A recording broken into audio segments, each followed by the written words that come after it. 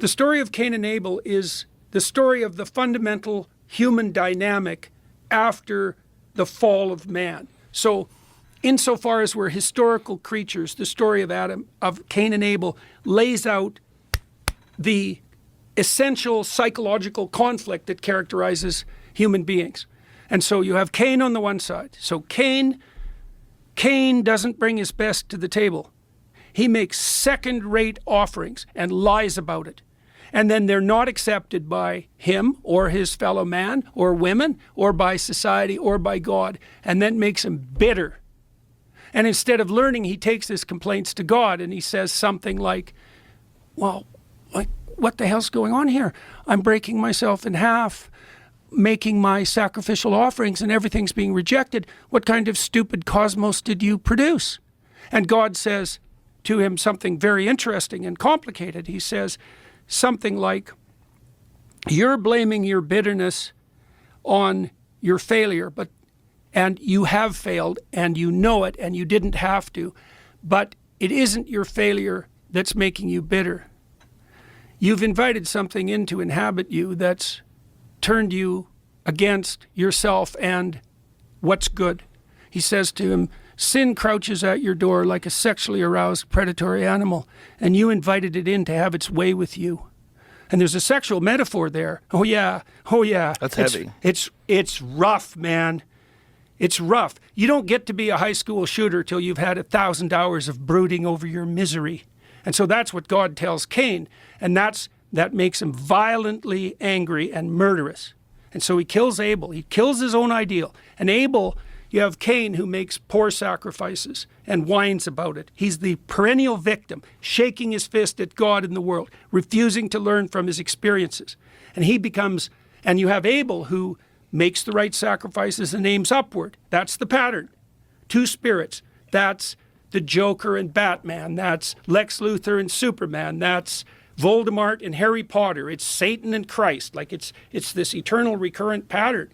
And one of its manifestations is Marxism, and another one of its manifestations is postmodernism. And so this is a very old story. It's a very old story. And you can understand Cain's point, because people do break themselves in half in life trying to struggle forward, and they're not successes in their own eyes, and they're rejected by other people, and it undermines their faith in being itself. You can understand that. But you're called upon to bring your best to the table no matter what happens to you, and to maintain your faith and your courage, and to aim up. There's no excuses. Your past trauma, there's no excuses. Doesn't matter what it is. And so there's this battle. And what's happened in the universities is the universities have been captured by the resentful spirit of Cain. And so that's all flowered up with postmodern language. There's no ultimate unity. That's the claim of the postmodernists. There's no overarching narrative. It's like, that's what the postmodernists claim, skepticism with regards to meta-narratives. It's like, well, what do you mean by that? You mean that everything culminates in disunity? That's your theory of being? So how the hell do we come together as a society then? And around what? Well, everyone goes their own way. Yeah, that's called war. So is there a higher unity in which everything participates or not? Well, the postmodernists is like, no. Have it your way. Nihilism, disunity, anxiety, hopelessness, social disintegration, conflict. That's that pathway. And that's just where it starts. That's the optimistic view.